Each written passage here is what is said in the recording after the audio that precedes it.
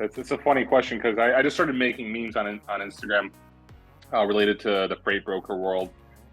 Some of them took off. I built an audience. It took me like a year to get I think 10K, a little bit less than a year to get 10,000 followers on Instagram. And then I started getting companies messaging me to like promote them via Instagram. And I was just having fun for the longest time. I never saw it as a business. I never thought of it being a business. And then I'm like, okay, well, I could make money off of this and I could probably grow it and I could have fun and have a job. So that's kind of what it turned into. I went from like working at a freight brokerage to running FreightCaviar. And now I'm in the process of actually growing it. I have a few customers that pay me to sponsor them. Then I also do article writing. So I write articles for FreightWaves. I do it for other outlets as well and other companies. So it's kind of spun out to be like an all like marketing agency in a way for the logistics industry, and it's been very exciting to see it grow. And I never had any I was never starting FreightCaviar as a business. It just turned into a business. My previous employer, Everest Transportation Systems out of Evanston, Illinois. In 2017, I was working for them, and they're like, "Paul, do you want to move to Ukraine to open up a brokerage for us, a freight brokerage? Like, it'd just be essentially everything what we do in the office in Chicago, but let's do it in Ukraine for a fifth of the cost."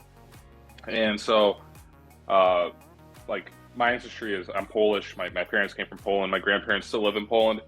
So I was like, yeah, I'm all for it. I've always traveled. I was 24 at that time, so I moved to Ukraine at the age of 24, and I ended up building up an office from 4 to 100 people in 3 years.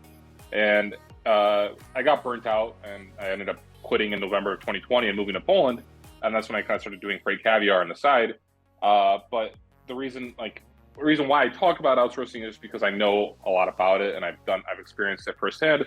And I'm curious to see, especially with this labor market, a lot of companies in logistics have turned to outsourcing, whereas beforehand it was kind of a taboo kind of subject matter. Most companies didn't want to outsource, where now it's like you have Lean Solutions, you have Rapido in Mexico. There's all these companies now that actually help companies outsource to, it's predominantly Central America and Mexico, but there's also a strong presence in Eastern Europe, mostly coming from Chicago, as a lot of people have families in Eastern Europe, and they're like, oh, let's open up an office in Eastern Europe.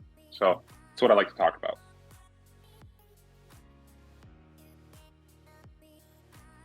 If you have an offer to work for a company, just take it. I mean, I think logistics is a very exciting field. Like if I were to compare it to other fields, if there's obviously various fields to go into, but what I like about logistics is that it's so big and there's so much potential to grow inside the field. There's so many different positions. Like technically we work in logistics, but we're doing both kind of like media stuff. So it's definitely a field that's growing, and it's been in the news a lot. So there's so many different positions that you could grow into when you're working in logistics, and I think it's a very exciting field because of that. I think if you kind of have a scope from every field, if you're a truck driver, if you're a freight broker, if you work in a shipper, it gives you a better perspective and probably like more kind of empathy towards each position, where you kind of understand like each person's kind of behavior to a certain degree. So I think it's very useful just to understand where people are coming from. Like, why is the driver late? Well, maybe there was traffic on the interstate. Maybe there was a big accident and it wasn't the driver's fault, which is oftentimes that happens a lot, right? Trucks break down all the time. So understanding each position is super important. For me, what's been very helpful is I know Polish. I speak fluently Polish, and I source all these Polish companies. Like my first year, I just was on the phone nonstop talking to trucking companies in the Chicagoland area. Ended up visiting them a lot personally. So just relationships are super, super important, just like in any industry. But for me, that's what really helped me is knowing Polish, because I had an advantage over other brokers around me. I was the only broker in both companies that I worked for that spoke Polish. So like with all the Polish trucking companies, especially since there's so many in Chicago, I was the guy. So that helped me a lot. So figuring out what your advantage is to a certain degree, and focusing on that advantage, that strength.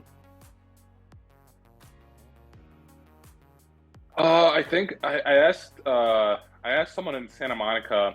I was like, "What's the rate from like LA to Chicago?" And I think she said like $20,000, and that was like probably the highest rate I heard.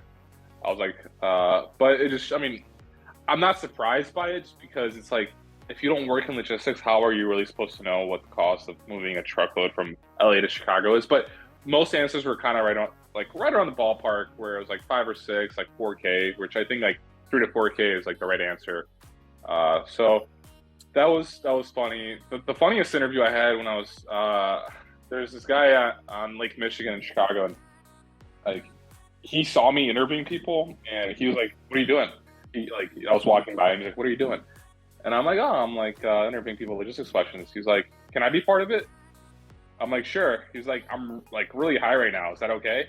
I'm like, "Yeah, don't worry about it."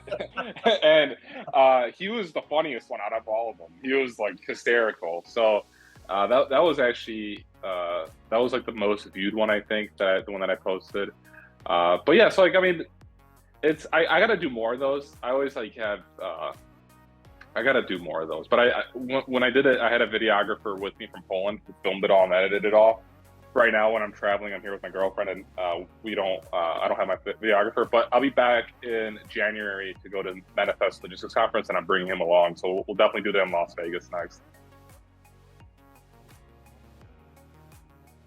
You know, it's funny you asked me that because I was like thinking about it in the car today. And there's one that I just went viral on Instagram and LinkedIn that I never expected to. I think you got like over 5,000 reactions on LinkedIn and like probably like 400,000 views.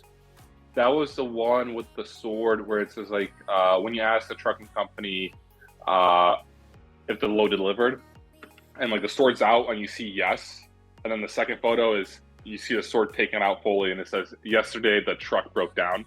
Uh, and yeah, that was actually I was shocked about how that one just blew up. That took my LinkedIn from like having only a few hundred followers to like a couple thousand followers, and I've been growing consistently ever since. That's been very exciting because I love LinkedIn, and I started on Instagram, but now I'm also big on LinkedIn, so I could use both social media platforms to just kind of promote my stuff. To connect with me, follow me on Instagram at FreightCaviar and on LinkedIn at FreightCaviar. You can go on FreightCaviar.com. And if you want to send me an email, you could send it to info@freightcaviar.com.